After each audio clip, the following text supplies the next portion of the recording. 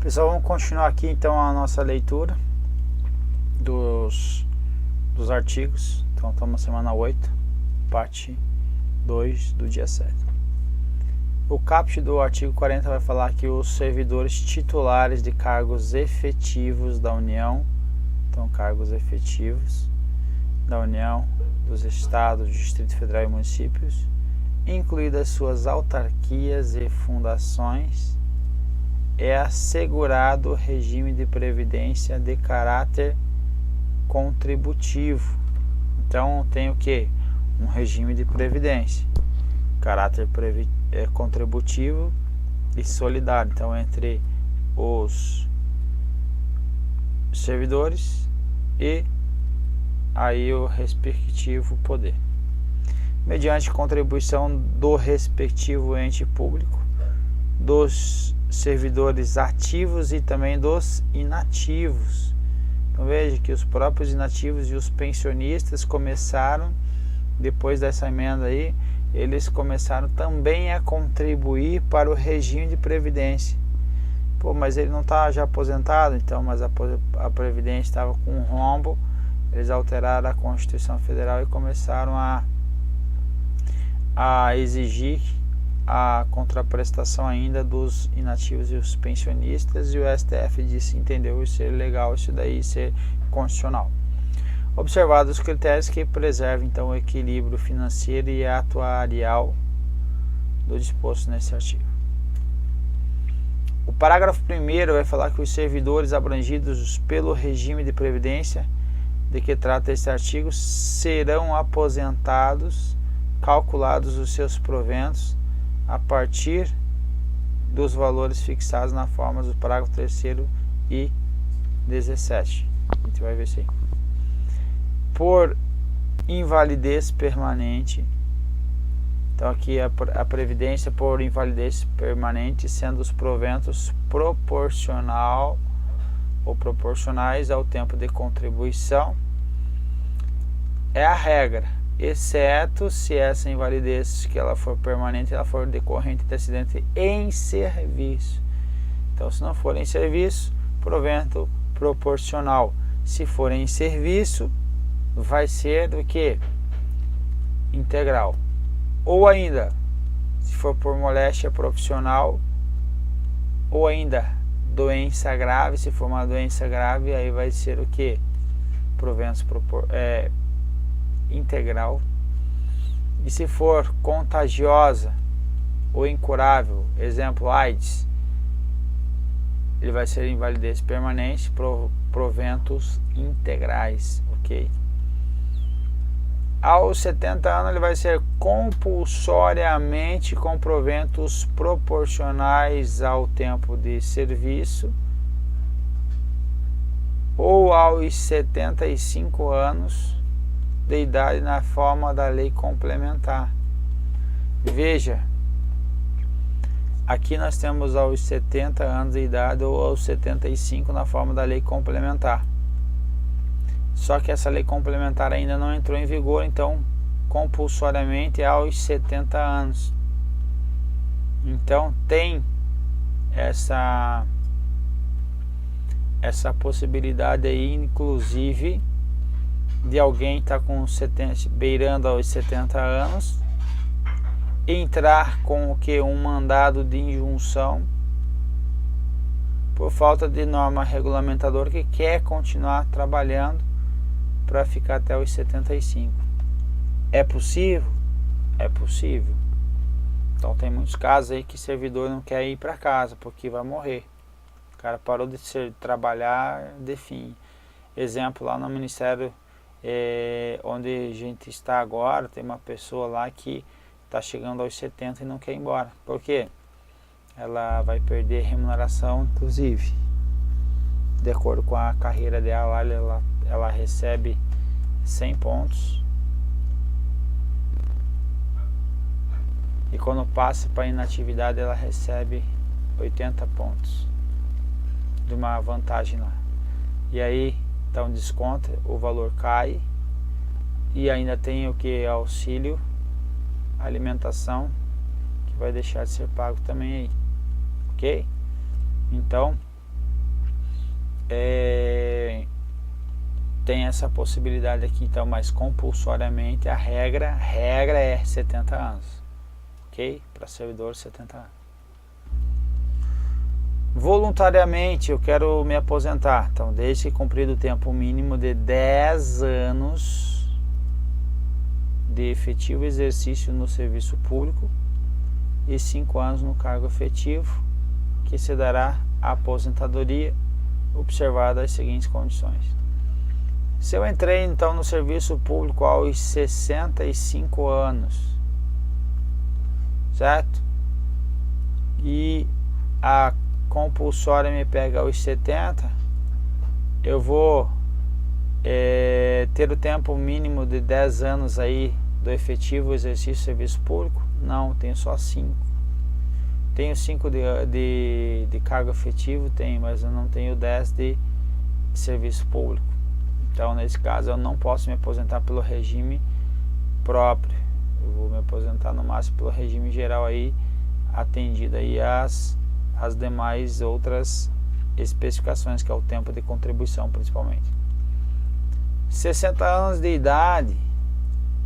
Então, aqui ó, 60 anos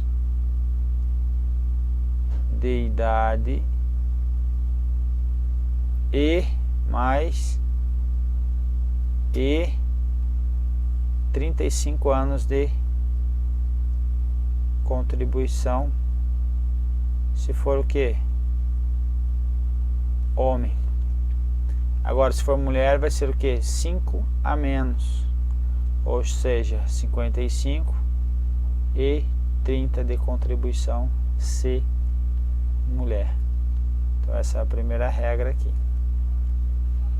Agora a segunda, 65 anos de idade, se homem,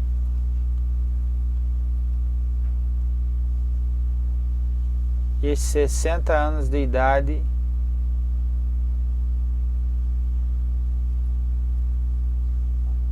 se mulher, com proventos proporcionais ao tempo de contribuição. O que ele está dizendo aqui?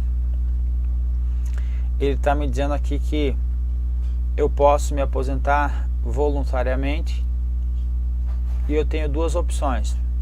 Primeiro, quando eu tenho tempo de contribuição, que é os 35 para o homem de contribuição ou 30 para a mulher.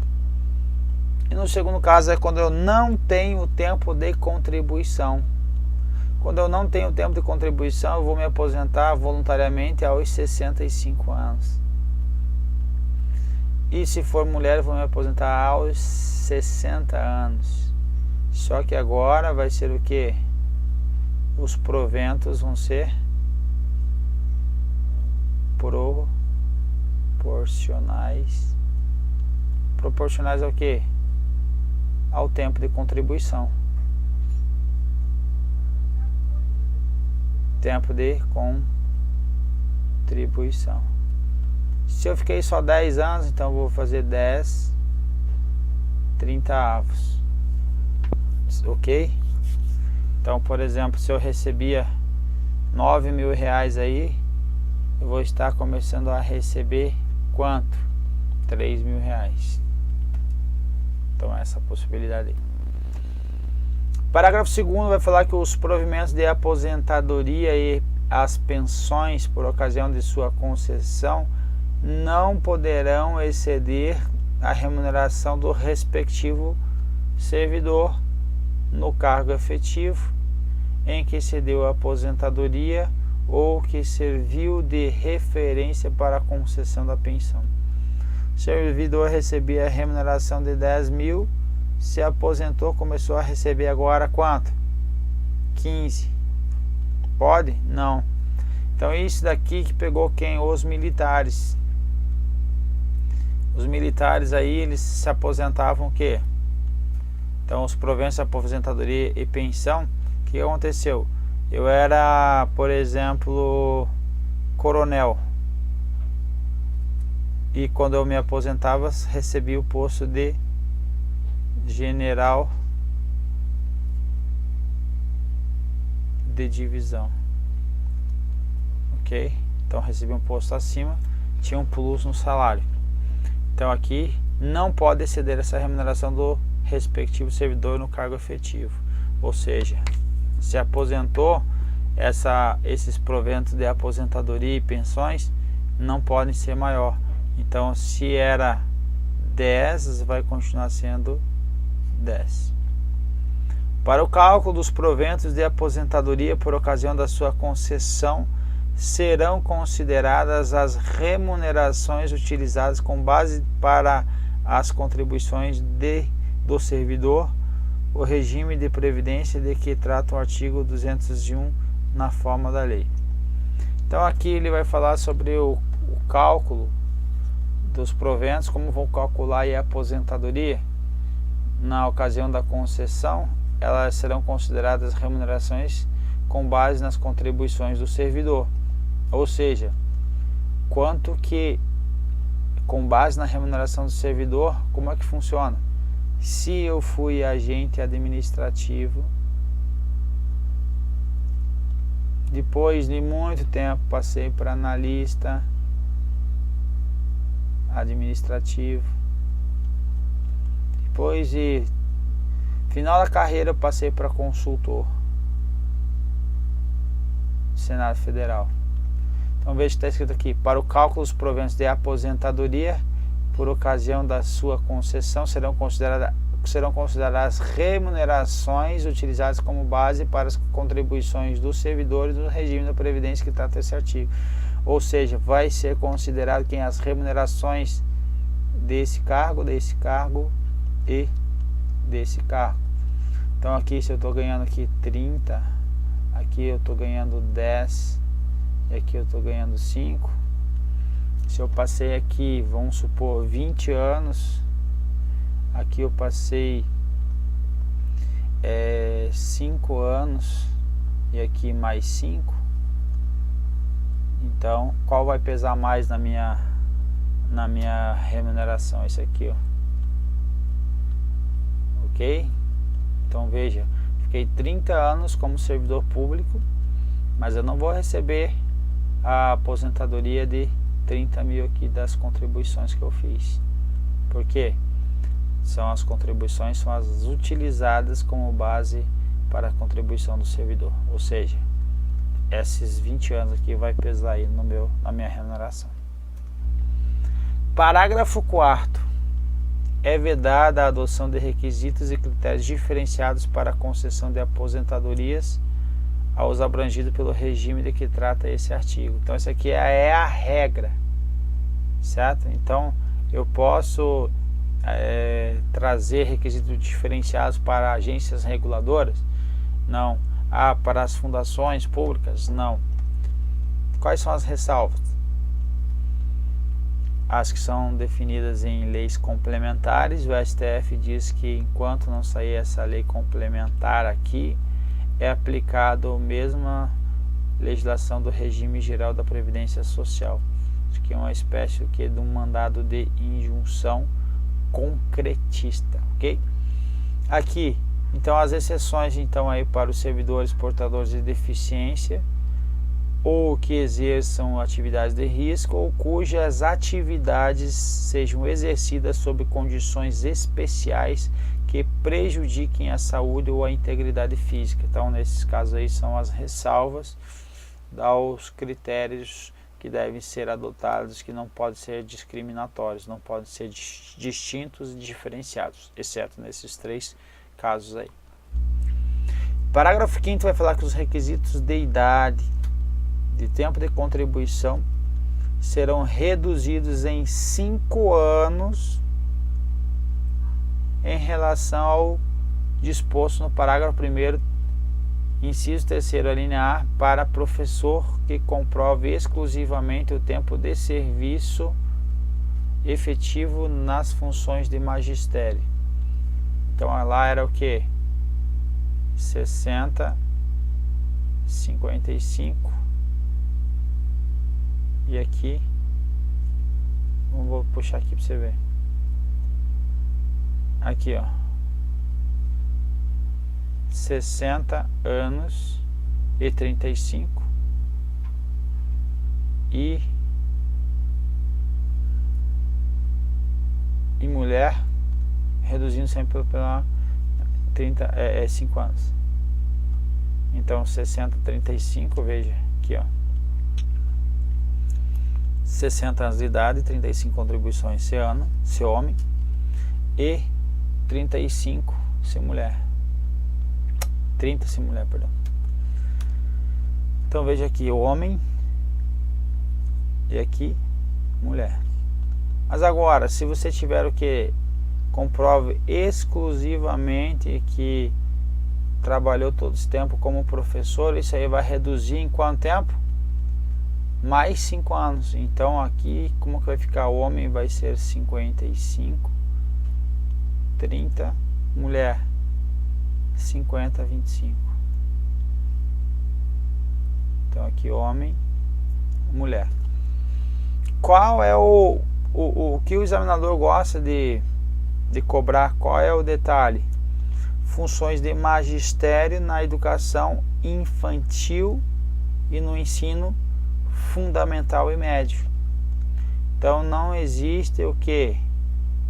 Para professores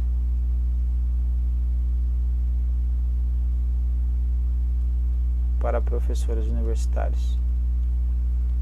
Professores universitários não entram nessa regra, ok? Parágrafo 6º. Ressalvadas as aposentadorias decorrentes dos cargos acumuláveis na forma desta Constituição, é vedada a percepção de mais de uma aposentadoria à conta do regime da Previdência prevista nesse artigo.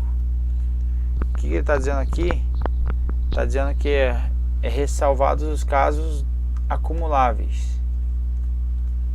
Então não pode eu ter 2 aposentadorias aí previstas nesse artigo. Então regime próprio da Previdência Social mais outro regime próprio da Previdência Social. Isso aqui, regra. Não pode. A exceção a gente já viu. Quais são as exceções mesmo?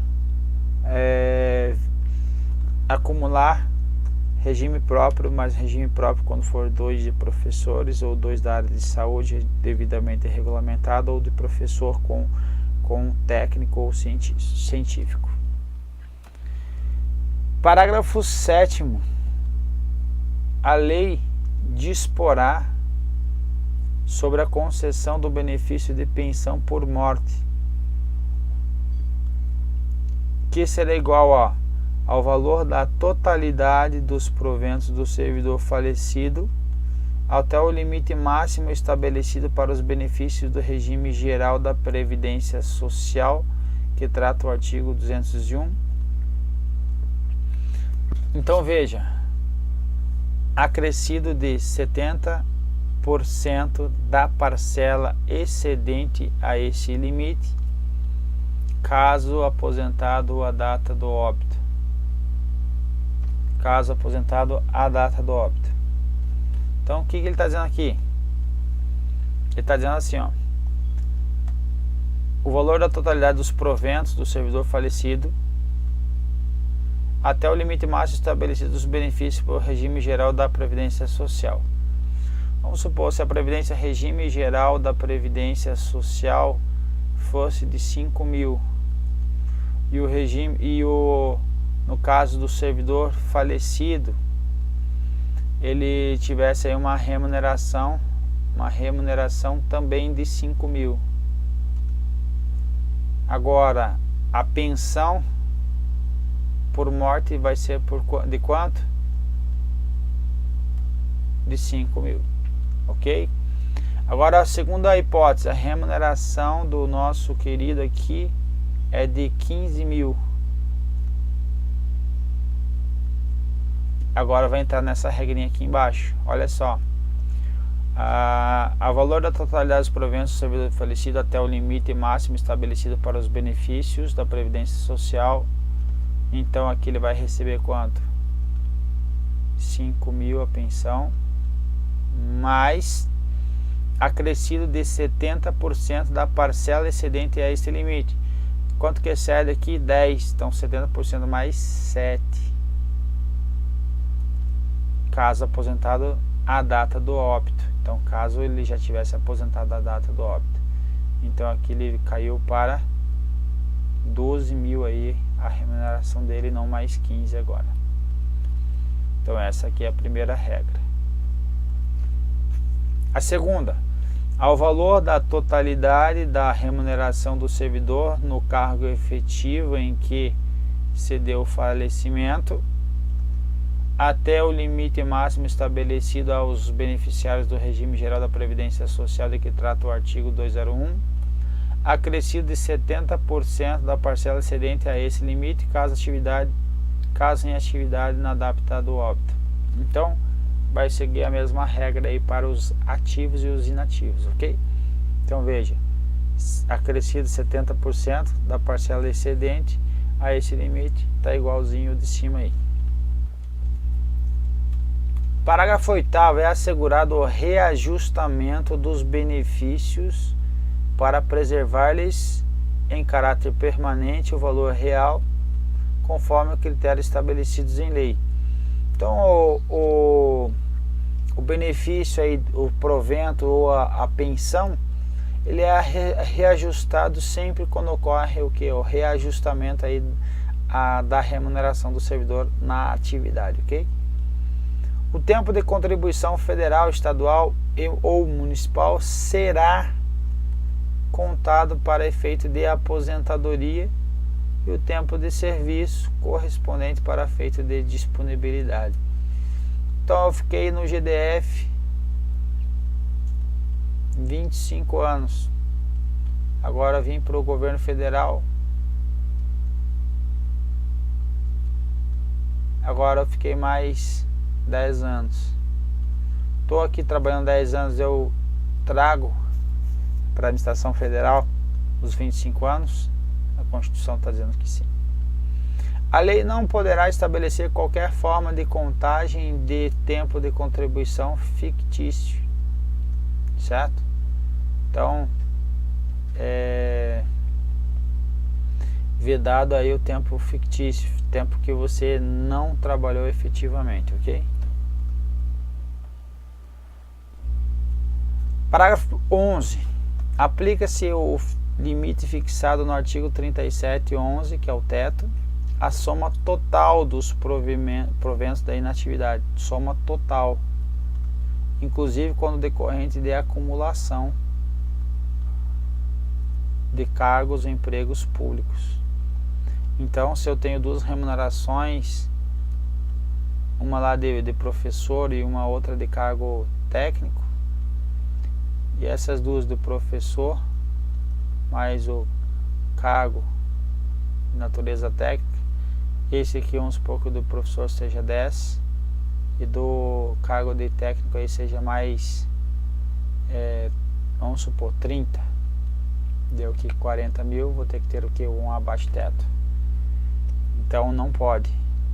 Também como outras atividades sujeitas à contribuição para o regime geral da Previdência Social e ao montante resultante da aplicação de proventos de inatividade com a remuneração de cargo acumulável na forma dessa Constituição, cargo em comissão declarado de livre nomeação, ou seja, serve para todos, ok?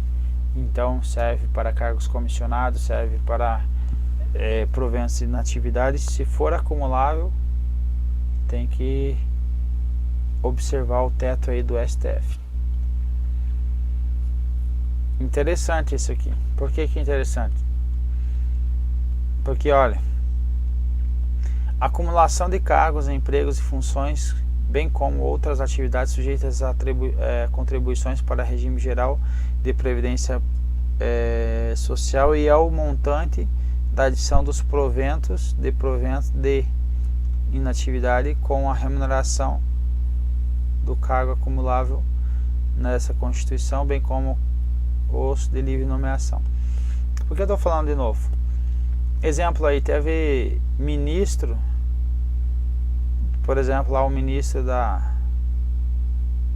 Defesa, tem um ministro da Defesa aí que ele era o quê? Ele era ministro aposentado do STF. Então de cara ele já recebia lá tá mudando para 37. De cara ele recebeu os 37. E agora mais o cargo do ministro da Defesa era quanto? Mais ou menos 30. Então, nesse caso aqui, esse cargo aqui, 30 mais 37 dão 67 mil reais. Só que ele poderia só os 37, ou seja, estava no ministério trabalhando de graça, certo? Não pode acumular.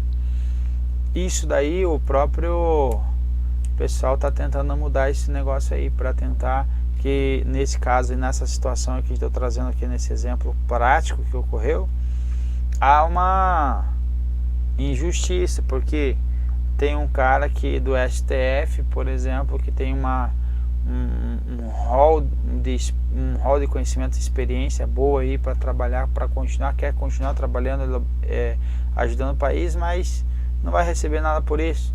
Então ele não vai. Qual é a motivação dele? Amor à pátria só? Então ele vai estar impedido aí. Por exemplo, Joaquim Barbosa, eu vou ser presidente da República, quero chamar ele lá para ser ministro da Justiça. Vai olhar assim para mim, pô, Wander, não dá porque eu já sou ministro, recebo 37 mil, não vou ganhar mais nada além disso. Então é isso que está dizendo o parágrafo 11 aí, que tem que ser alterado aí. Enfim, últimos 2 parágrafos aí. O 11. Além do disposto nesse artigo, o regime de previdência dos servidores públicos titulares de cargo efetivo observará no que couber os requisitos e critérios fixados no regime geral da Previdência Social. Então, no que couber, cabe-se aí os critérios utilizados no regime geral da Previdência Social. Ao servidor ocupante exclusivamente de cargo em comissão, declarado de livre nomeação e livre exoneração, bem como outro cargo temporário ou emprego público, aplica-se que o regime geral de Previdência Social. Regime geral de Previdência Social. Antes da entrada de vigor aí da emenda constitucional 19 e a 20, ocorreu que o servidor comissionado aplicava o regime próprio. Agora o STF diz que, mas quando estava entrando em vigor ali, a emenda constitucional, ele estava lá com 29 anos e 29 dias. 29 dias e 11 meses, esqueci dos meses aqui. Então estava quase completando que 30 anos. Tem direito adquirido?